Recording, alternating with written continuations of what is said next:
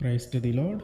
ఈరోజు దేవుడు మనకి ఇచ్చినటువంటి వాగ్దానం ఏంటంటే 2వ సమూయేలు గ్రంథము 7వ అధ్యాయము 9వ వచనం. లోకములో ఘనులైన వారికి కలుగు పేరు నీకు కలుగజేసి ఉన్నాను. ఆమేన్. లోకంలో ఘనులైన వారు అంటే వారి పేరును బట్టే మనము గుర్తుపడుతూ ఉంటాం. వారు ఈ ప్రపంచంలో నలుమూలల ఎక్కడ ఉన్నా సరే, మన దేశం కాకుండా ఇతర దేశాలైనా సరే ఎక్కడున్నా కూడా వారి పేరు చెప్పగానే మనం వాళ్ళని గుర్తుపడుతూ ఉంటాం. అయితే ఇక్కడ వాళ్ళని ఎలా గుర్తుపట్టగలుగుతూ ఉన్నామంటే దేవుడు వాళ్ళకు ఒక ఉన్నతమైన స్థితి ఇచ్చాడు. ఆ ఉన్నతమైన స్థితిని బట్టి అతని పేరును మనం గుర్తుపెట్టుకోగలుగుతూ ఉన్నాం. అంటే ఇప్పుడు దేవుడు మనకి ఎట్లాంటి పేరు ఇస్తూ ఉన్నాడు అంటే జస్ట్ ఒక పేరునిచ్చి, అంటే పేరులో బలాన్ని ఇచ్చి లేదా బలమైన పేరుని ఇవ్వటం కాదు, ఒక ఉన్నతమైన స్థితినిచ్చి ఆ ఉన్నతమైన స్థితిలో నిన్ను ఉంచి దానిని బట్టి ప్రజలందరూ కూడా నిన్ను గుర్తించేలాగున, దాన్ని బట్టి గనులైన వారి పేరు నీకు కలిగేలాగున, ఇతను కూడా గొప్పవాడు, ఇతను కూడా గనుడు అనేలాగున ఆయన మనల్ని మార్చబోతూ ఉన్నాడు. లోకంలో గనులైన వారికి కలిగే పేరు అంటే వారందరూ కూడా దేవుడు వారికి ఉన్నతమైన స్థితినే ఇచ్చాడు. ఆ ఉన్నతమైన స్థితిని బట్టే వారిని మనం గుర్తుపట్టగలుగుతూ ఉన్నాం. మనకి కూడా అట్లాంటి ఉన్నతమైన స్థితినిచ్చి మనము కూడా గనుల లెక్కలోనూ గొప్పవారి లెక్కలోనూ దేవుడు మనల్ని ఉంచబోతూ ఉన్నాడు అని. మన తల్లిదండ్రులు మనకు ఒక పేరు పెడతారు, తర్వాత దేవుడు మనకు ఒక పేరును ఇస్తాడు.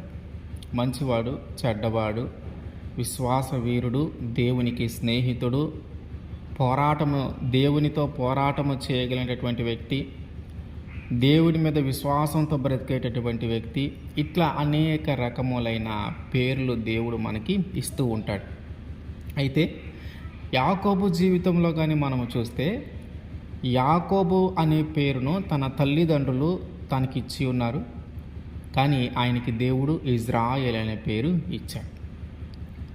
ఈ యాకోబు అనే వ్యక్తి యొక్క గుణగణాలను, అతని యొక్క లక్షణాలను, ఇజ్రాయేల్ అనే పేరుకి ఉండే గుణగణాలను, వాటి యొక్క లక్షణాలను చూస్తే రెండు వేరువేరుగా ఉన్నాయి. వ్యతిరేకమైన చర్యలు కలిగి ఉన్నాయి, వ్యతిరేకమైన లక్షణాలు కలిగి ఉన్నాయి. యాకోబుగా ఉన్నప్పుడు కొంచెం చాకచక్యం ప్రదర్శించేవాడు, కొంచెం కపటం ప్రదర్శించేవాడు. తన అన్నను మోసం చేసి ఆశీర్వాదము తీసుకోవడం జరిగింది యాకోబుగా ఉన్నప్పుడు.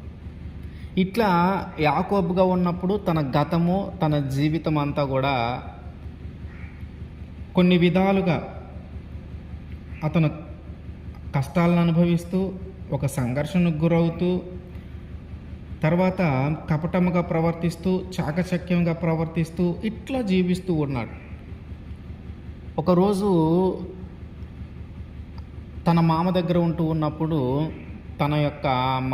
ఉంటూ ఉన్నప్పుడు యాకోబుని దేవుడు తిరిగి నీ అన్న దగ్గరికి వెళ్ళు అని చెప్తే, అన్న దగ్గరికి దేవుని మాట నెరవేర్చడం కోసము దేవుని మాటకు లోబడి అన్న దగ్గరికి వెళితే ప్రమాదం అని తెలిసి, అన్న దగ్గరికి వెళితే చంపేస్తాడని తెలిసి, సరే దేవుడు చెప్పాడు కాబట్టి వెళ్ళాల్సిందే, అక్కడ ఎంత ప్రమాదమైనా జరగని వెళ్ళాల్సిందే అని చెప్పి వెళ్తూ ఉన్నప్పుడు అక్కడ ఉన్నటువంటి తనతో పాటు ఉన్నటువంటి వారందరినీ కూడా కొన్ని సమూహాలుగా ఏర్పాటు చేసి ఒకరి తర్వాత ఒకరిని పంపిస్తూ లాస్ట్లో చివరిగా మిగిలిపోయాడు. ఈ చివరిగా మిగిలిపోయినప్పుడు అక్కడ దేవునితో పెనుగులాడటం జరిగింది. మనము ఆదికాండంలో 32, 27, 28లో కానీ చూస్తే ఒక్కడిగా మిగిలిపోతాడు. ఆ రాత్రి అక్కడ ఒక దేవదూతతో ఆయన పోరాడటం జరుగుతుంది. పెనుగులాడి తెల్లవారే వరకు ఆ దేవదూతని పోనివ్వకుండా గట్టిగా పట్టుకుంటాడు.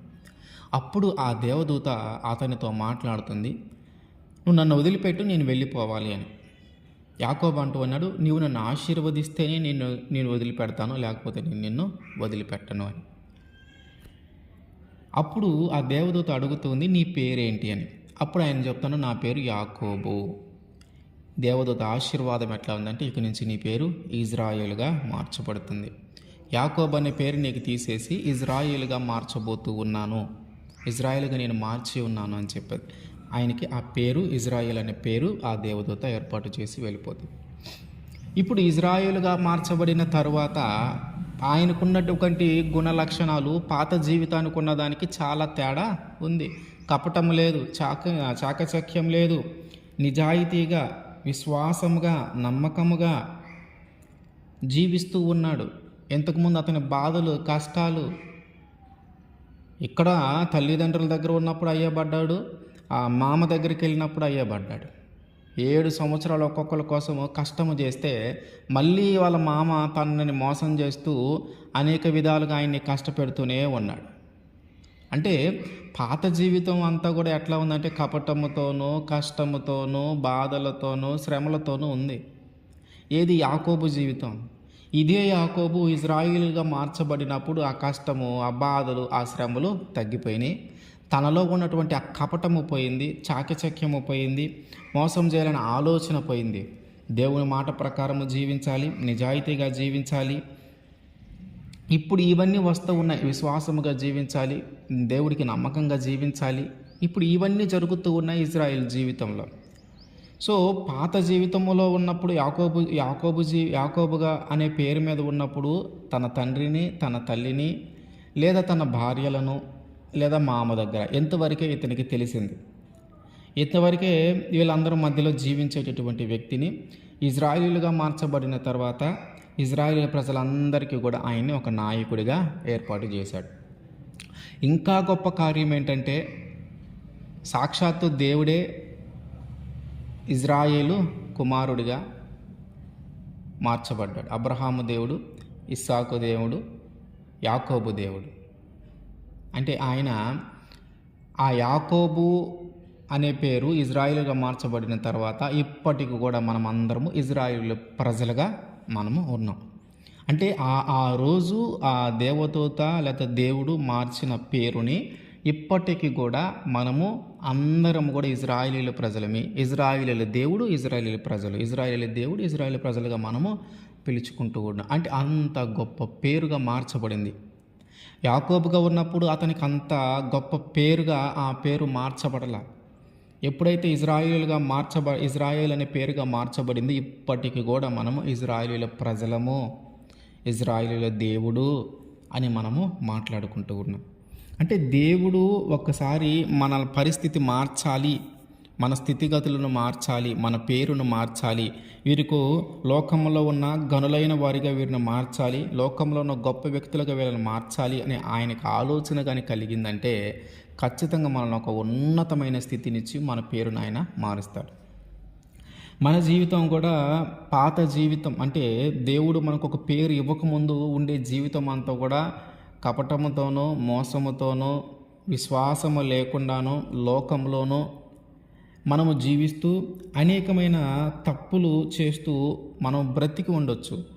దేవునికి వ్యతిరేకంగా దేవుని దూషిస్తూ, దేవుని మీద తిరుగుబాటు చేస్తూ, దేవుడు చెప్పే పని చేయకుండా, దేవునికి ఇష్టం లేని పని చేస్తూ, దేవుని చిత్తంగా నడుచుకోకుండా మనము అనేకమైన కార్యాలు జరిగించి ఉండొచ్చు. కానీ యాకోబు విషయంలో ఏం జరిగింది? అక్కడ ఎప్పుడైతే దేవదూత ఎదురైందో తన సంగతి తనకు అర్థమవుతూ ఉంది. తను చేసిన పాపము కానీ, తను నడిచిన విధానము కానీ ఇవన్నీ దేవదూతకు తెలుసు. అవన్నీ దేవదూతకు తెలిసి కూడా ఆయన ఆశీర్వదించి వెళ్ళిపోయాడు. అంటే మన జీవితంలో కూడా మనం అట్లాంటి పొరపాట్లు చేస్తూ ఉన్నాం. అయితే మన జీవితాన్ని కూడా దేవుడు ఒక గొప్ప పేరుగా మార్చడానికి అవకాశం ఉంది. ఆయన చెప్తూ ఉన్నాడు, నేను మారుస్తాను అని. అయితే మనం ఏం చేయాలంటే మనము జీవించిన జీవితాన్ని బట్టి మనము దేవుని దగ్గరికి వచ్చి మన తప్పులను, మన పాపములను ఒప్పుకొని వాటి గురించి పశ్చాత్తాపడితే ఆయన ఖచ్చితంగా ఎట్లాగైతే యాకోబుని ఇజ్రాయేలుగా మార్చాడో ఇదిగో మనల్ని కూడా ఇంకొక విధంగా ఆయన మారుస్తాడు. మనకి కూడా దేవుడు ఒక గొప్ప పేరు కలుగజేస్తాడు. దేవుడు ఒక ఉన్నతమైన స్థితినిచ్చి దాన్ని బట్టి మనల్ని గుర్తించేలాగా చేస్తాడు. ఆ రోజు యాకోబు ఏ దేవుడినైతే పూజిస్తూ ఉన్నాడో, యాకోబు పేరును ఇజ్రాయేలుగా మార్చిన దేవుడు ఎవరైతే ఉన్నారో, ఇప్పుడు మనము కూడా అదే దేవుణ్ణి పూజిస్తూ ఉన్నాం, అదే దేవుణ్ణి ఆరాధిస్తూ ఉన్నాం, అదే దేవుణ్ణి వేడుకుంటూ ఉన్నాం, అదే దేవుడిని పూజిస్తూ ఉన్నాం. కాబట్టి ఆయనకి చేసినటువంటి దేవుడు మనకి కూడా చేస్తాడు. దేశంలో లేదా మన ప్రాంతంలో, మన ఇంటిలో మనం చులకనగా చూడొచ్చు.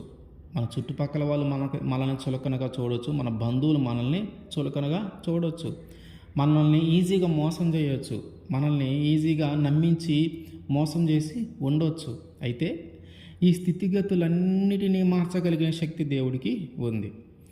ఎవరైతే మనల్ని తక్కువగా చూస్తూ ఉన్నారో, ఎవరైతే మనల్ని అన్యాయం చేసి ఉన్నారో, ఎవరైతే మనల్ని నమ్మించి మోసం చేసి ఉన్నారో వాళ్ళందరికంటే ఒక ఉన్నతమైన స్థితి దేవుడు మనకి కల్పిస్తాడు.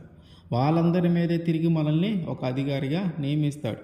ఇప్పుడు లాబాను ఆయన మోసం చేస్తూ ఉన్న తర్వాత ఇజ్రాయేలు ప్రజలందరి మీద యాకోబుని నాయకుడిగా ఉంచాడు దేవుడు. ఎప్పుడు ఇజ్రాయేల్ అనే పేరుగా మార్చబడిన తరువాత. కాబట్టి లోకంలో ఘనులైన వారు ఎవరైతే ఉన్నారో, లోకంలో గొప్పవారు ఎవరైతే ఉన్నారో, వాళ్ళకి ఎట్లాంటి పేరు వారు కలిగి ఉన్నారో మన దేవుడు కూడా మనకి అట్లాంటి పేరును ఖచ్చితంగా ఇస్తాడు. మనము గ్రహించాల్సింది ఏంటంటే, మనం ఎలా జీవిస్తూ ఉన్నాం, మన పేరుకి లేదా మన జీవితం ఎట్లా ఉంది, మన గత జీవితం ఎట్లా ఉంది, దేవునిలోకి వచ్చిన తర్వాత మన జీవితం ఎట్లా ఉంది. ఒకవేళ గత జీవితము బాగోలేకపోతే, అంటే నీతిగా నిజాయితీగా యథార్థవంతంగా జీవించకుండా పాపములోను దోషములోను మనము జీవిస్తూ ఉంటే, వాటన్నిటిని బట్టి మనం దేవుడి దగ్గర ఒప్పుకుంటే, వాటన్నిటిని గురించి మనం పశ్చాత్తాపడితే, వాటన్నిటిని మనం వదిలిపెడితే దేవుడు ఖచ్చితంగా మనకు ఒక ఉన్నతమైన స్థితిని ఇస్తాడు. మనకంటూ ఒక పేరుని ఇస్తాడు. మన పేరుని బట్టి గుర్తుపడతారు అందరూ. ఒక ప్రాంతంలోనికి వెళ్తే ఇదిగో పలానా అని ఒక పేరు చెప్తే ఆ పేరును బట్టి ఆ ప్రాంతానికి గుర్తింపు వస్తుంది, ఆ పేరును బట్టి ఆ గ్రామానికి గుర్తింపు వస్తుంది. అట్లాంటి పేరు ఇస్తాడు దేవుడు మనకి. ఇదిగో పలానా ఊరు అనగానే ఆ ఊర్లో ముందు మన పేరే గుర్తుకు రావాలి. మన పేరును బట్టి మనం నివసించే ప్రాంతాన్ని, మన పేరును బట్టి మనం నివసించే గ్రామాన్ని గుర్తుపట్టే విధంగా దేవుడు ఒక గొప్ప పేరును మనకి ఇస్తాడు. మనము నమ్మకంగా ఉండాలి. మనం చేసిన వాటన్నిటిని బట్టి ఆయన దగ్గర మనం ఒప్పుకొని ఉండాలి. ఎప్పుడైతే మనము ఆయనకి ఇష్టమైన వ్యక్తిగా మనం యాకోబు అంటే పాత జీవితంలో కూడా దేవుని మాట వింటూనే ఉన్నాడు, దేవుడి మీద విశ్వాసం కలిగి ఉంటూనే ఉన్నాడు. అక్కడికి వెళ్ళమంటే వెళ్ళాడు, ఇక్కడికి రమ్మంటే వచ్చాడు. దేవునికి అనుసంధానంగానే ఉంటున్నాడు, ఎక్కడ దూరంగా వెళ్ళిపోలే. కాబట్టి ఒకవేళ మనం పాత జీవితము, ఇప్పుడు గడుపుతున్న జీవితము మంచి జీవితాన్ని గడపకపోతే, పాపంలోనే ఉంటే, లోకంలోనే ఉంటే, ఇప్పటికైనా కానీ మన జీవితాన్ని మనం మార్చుకునే అవకాశము దేవుడు మనకి ఇచ్చి ఉన్నాడు. ఆ పాపమును వదిలిపెట్టి, ఆ లోక ఆశలను వదిలిపెట్టి ఎప్పుడైతే నువ్వు దేవుని వైపు వస్తావో అప్పుడు ఆయన లోకంలో ఘనులైన వారికి కలిగే పేరు నీకు కూడా కలుగు చేస్తాడు. లోకంలో గొప్ప వాళ్ళు కలిగి ఉన్నటువంటి పేరును నీకు కూడా ఆయన కలుగు చేస్తాడు. ఆయనకు మనకు మాటిస్తూ ఉన్నాడు, వాళ్ళందరూ ఎలాగైతే ఉన్నారో నిన్ను కూడా అలా నేను మారుస్తాను అని. కాబట్టి మన పాత జీవితం గురించి ఒకసారి ఆలోచన చేసి మన యొక్క ఉన్నతమైన స్థితిలోకి మనం వెళ్ళిపోయేలాగా పాత జీవితమును వదిలిపెట్టి ఒక నూతనమైన జీవితమును, పాత పేరును వదిలిపెట్టి ఒక నూతనమైన పేరును మనము సంపాదించుకునేలాగా మన దేవుని దగ్గర మనము ఉండాలి. అప్పుడు ఆయన లోకంలో గనులైన వారికి ఎట్లాగైతే వాళ్ళు ఒక మంచి పేరును కలిగి ఉన్నారో మనకి కూడా ఆయన ఒక మంచి పేరుని ఇస్తాడు. అప్పుడు మన పేరును బట్టి మనం నివసించే ప్రాంతాన్ని గుర్తుపడతారు, మన పేరును బట్టి మనం నివసించే గ్రామాన్ని గుర్తుపడతారు. అలాంటి పేరు మన అందరికీ దేవుడు కలుగజేస్తాడు. ఆమెన్.